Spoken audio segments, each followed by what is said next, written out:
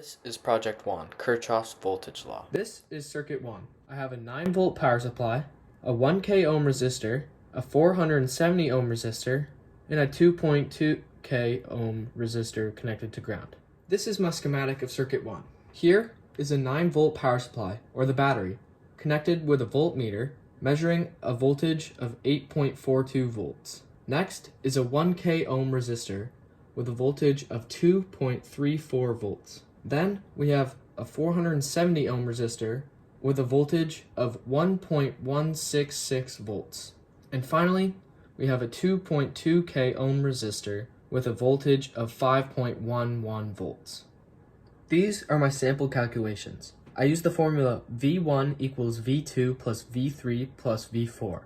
The voltage drop across this resistor is equal to V2, which is 2.34 volts.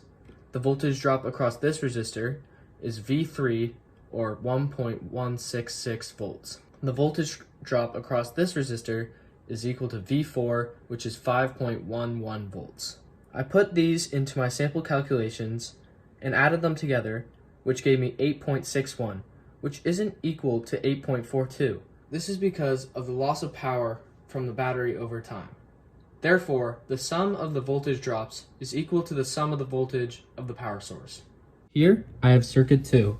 Here is my 9-volt power supply, my diode, 470 ohm resistor, and my yellow LED. These are my sample calculations.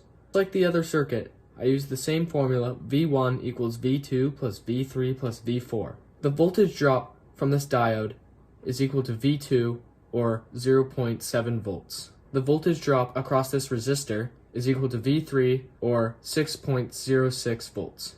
The voltage drop across this LED is V4, which is 2.036 volts. I inputted that into my formula to get 8.79 volts, which is not equal to 8.77 for the same reason as circuit 1, which is because the battery depletes over time.